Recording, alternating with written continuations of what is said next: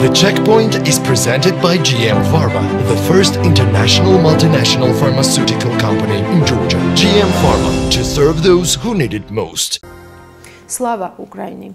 And back to Georgia, we have high hopes and expectations that in such a complex environment, Georgia will carefully try not to become a place for black hole for doing business. This statement of the Ambassador Extraordinary and Plenipotentiary of France to Georgia, Diego Colas, that he said at the joint sitting of the Parliamentary Committees on Foreign Relations and European Integration, set off alarm in Georgia's civil society, and not only. We understand very well that Georgia feels vulnerable and takes careful actions. Up to this point, Georgia has proved with its words and actions the desire to play an important role in this collective effort. We also have high hopes and expectations that in such a complex environment, Georgia will carefully try not to become a black hole place for doing business like Tajikistan, Diego Colas said. Before that, businessman Revaz Bashakidze told BMG that he was worried about Georgia's perspective of becoming a road for Russia to avoid international sanctions, considering risks coming from both transit and other directions. Revaz Bashakidze said Georgia should consider setting up a special commission with Georgia, Ukraine, US and EU representatives to monitor Georgia's adherence to international sanctions. We also heard a clear message from the US ambassador to Georgia, Kelly Degnan. She declared that the sanctions are intended to influence Russia's behavior and no one is asking Georgia's government to come up with bilateral sanctions. According to Kelly Degnan, every country expects that Georgia has always been a good partner in complying with international sanctions.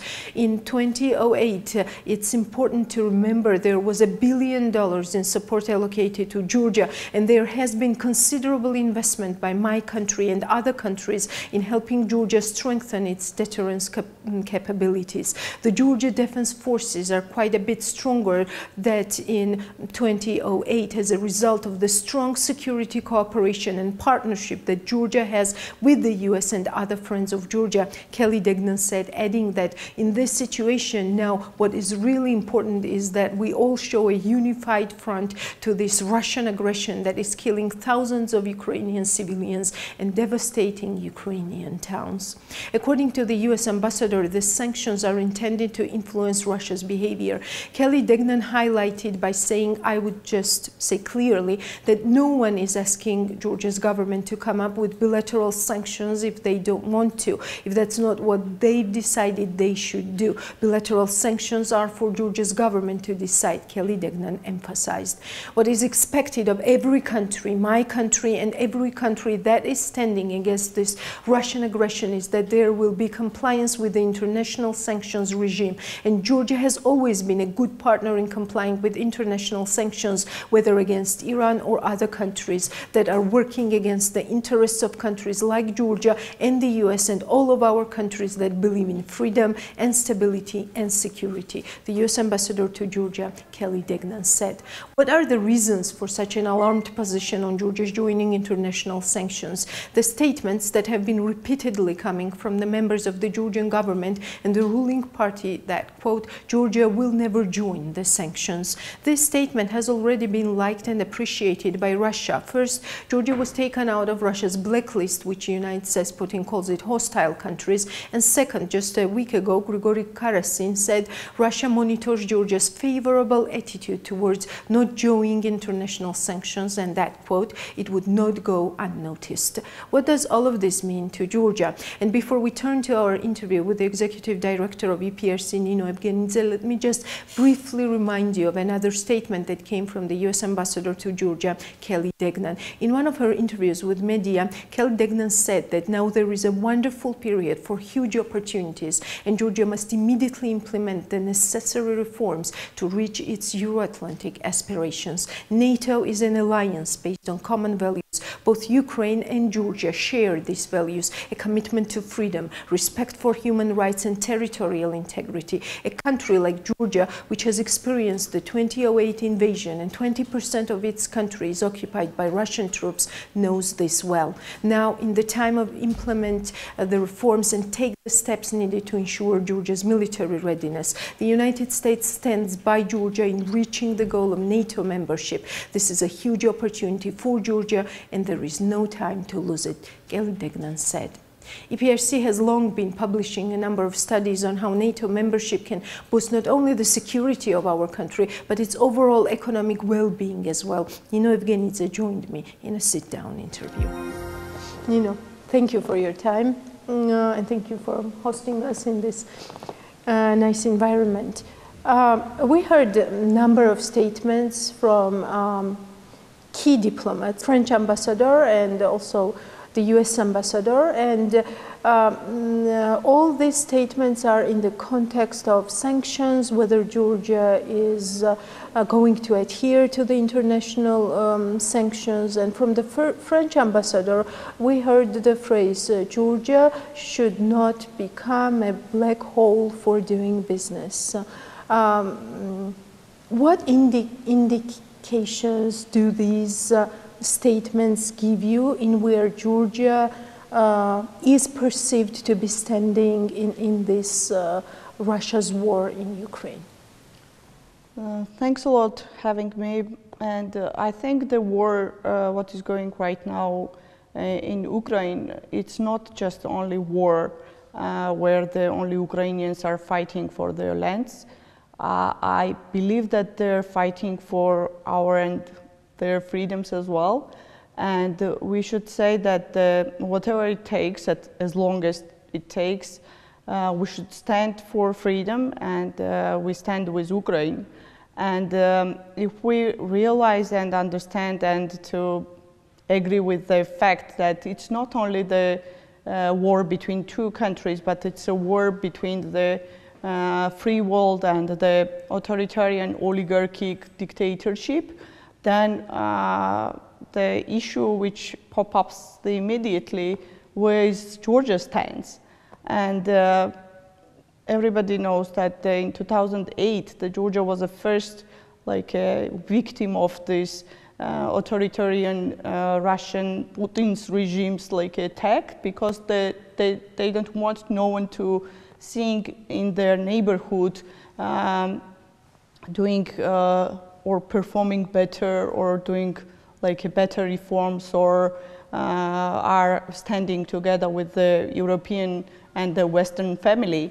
And the war, why he started the war in Georgia and the Ukraine, just to put this iron curtain in the Black Sea and having these countries as a sphere of influence, and with that to attacking against the rest of the liberal world.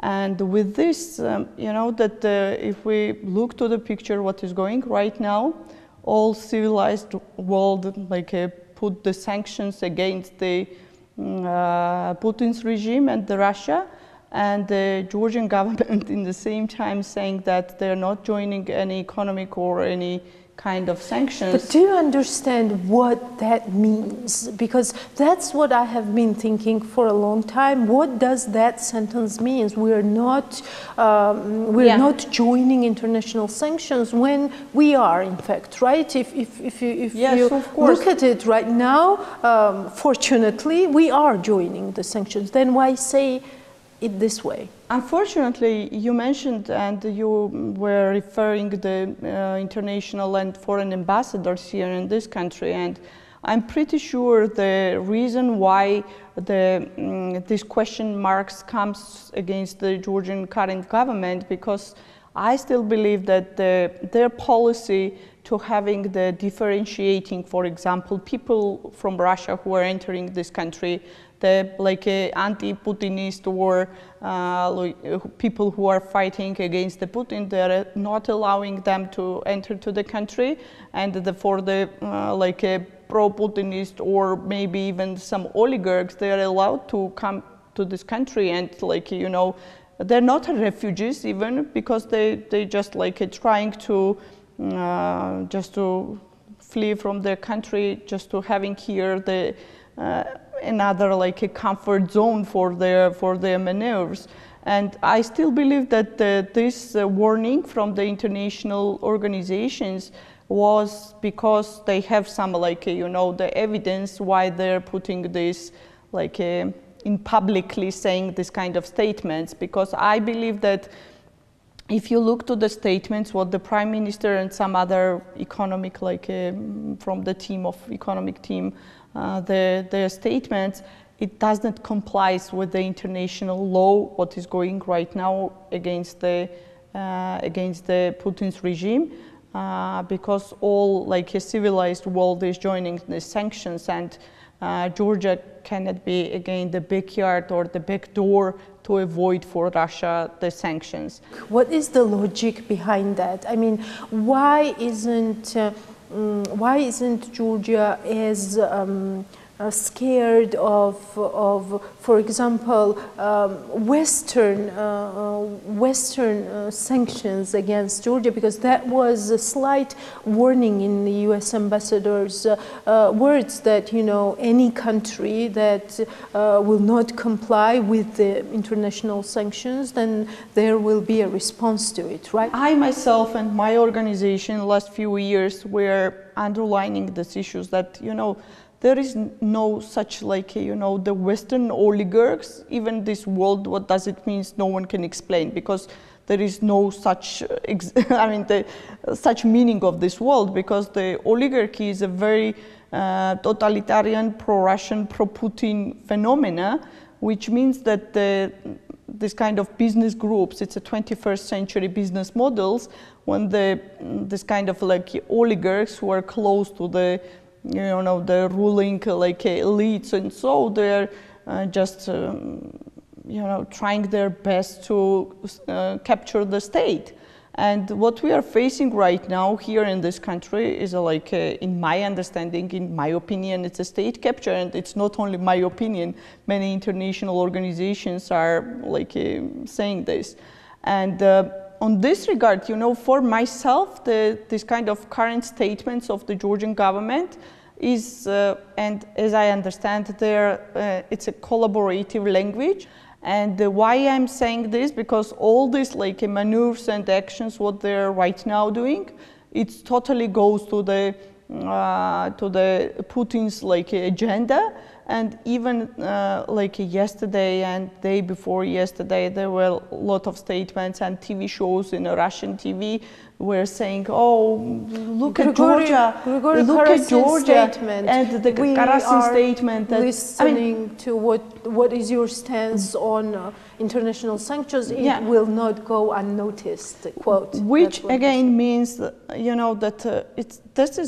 this is a threat, and I'm pretty sure, unfortunately, this current Georgian government is not going to be able to prepare Georgia for the European membership or NATO membership. And even their statements last, that the General Secretary of the NATO, he told that we're waiting confirmation from the Georgian government if they are ready to get the assistance from the NATO to strengthening their, the defense capabilities. And so, all this makes a very clear picture to myself and many people in this country that, unfortunately, very soon, if Georgian government is not going to hear all these messages, which our strategic partners and foreign diplomats are just getting them, then we're going to, as a country, we're going to face very serious sanctions, and it's going to affect of the ordinary Georgian people's life. And this is a main problem. Otherwise, everybody knows that the economic consequences, what is going in the world, is going to be affect on Georgia as well, because one of our trade partners, not one, but two of our main trade partners are in having the war, and it's going to affect us for sure.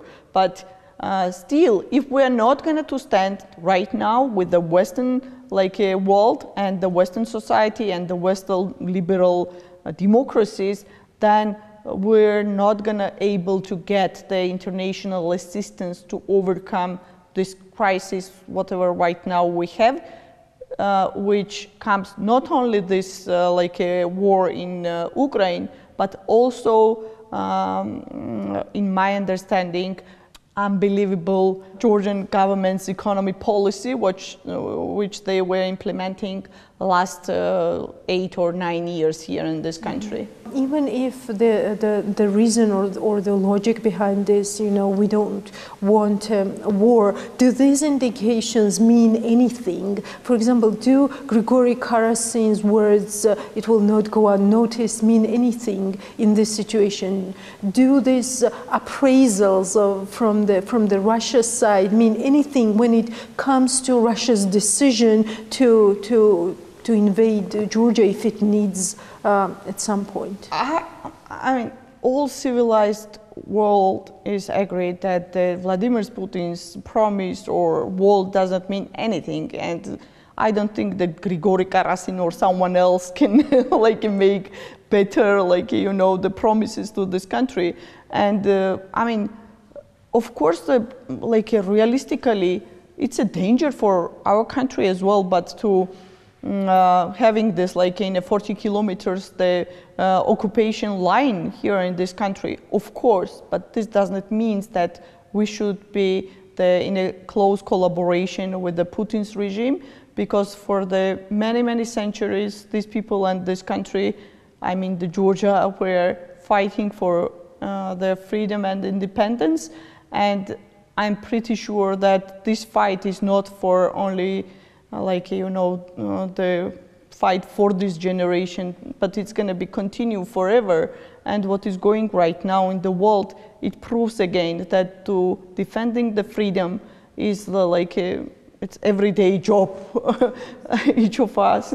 Exactly, especially in these days when everything is black and white. Yeah, right? Yes. There is no somewhere in a colorful world, unfortunately. Also, there is one initiative that I would like to share with you and hear your thoughts on that. And just a week ago, we were talking to the businessman Revaz Vashakidze, and he said that why not set up a commission that would do exactly this, monitor how Georgia is adhering to international sanctions. And according to him, this commission could include Georgian side, Ukrainian side, European Union side, and the US side. I mean, the logic is clear, two big players on the West Front, Georgians and Ukrainians. What would be your take on that? Yeah, a few days ago there was an initiative, and I listened to President Vladimir Zelensky, who mentioned that it's going to be the monitoring from their side how the other countries are in compliance with the sanctions which European Union and the United States are implementing together with the free world. And I still believe that there is a lot of the instruments in foreign and our foreign international strategic partners' hands, and European Union and United States can very closely looking to this, what is going right now. And there is investigative journalists or free journalists like yourself, and I mean, it's so easy to investigate this kind of the cases, because they cannot hide from these sanctions, and they cannot avoid the sanctions. All these people and all these companies and the country itself, it's going to be put under the highest risk, which means the sanctions from the free world.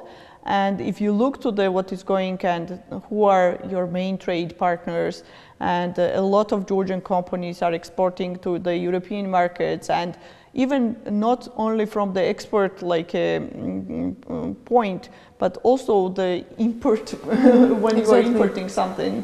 It's also very important to having these connections to, and to providing your people all these important goods and services in this country. And I still believe that the pressure from the international and our strategic partners will be very clear and very strict, and hope that the Georgian government will get this message properly. Yes, and my last question, if any business decides to use this this whole as, for example, I don't know, maybe thinking, you know, this is the opportunity to make more money. What kind of reputational, not to talk about sanctions or anything, but what type of reputational label that would be for that business from the free world? How it's possible if the businesses themselves, you know, can, like, you know, wants to having the financial transactions in which, like, a currency they're gonna having these financial transactions in Russian rubles, and how they're gonna to proceed with these Russian rubles later. Are there like a planning to establish some museum for this kind of, like, you know, the Russian banknotes? Or otherwise, I mean, I don't see any pragmatic or the business-wise, like, you know, the logic behind this, if it's not collaboration with the Putin's regime, and if it's not like you know, just like making your country under very difficult and very strict sanctions from the international organizations. Thank you so much for these clear answers. Thank you. The Checkpoint is presented by GM Pharma, the first international multinational pharmaceutical company in Georgia. GM Pharma, to serve those who need it most.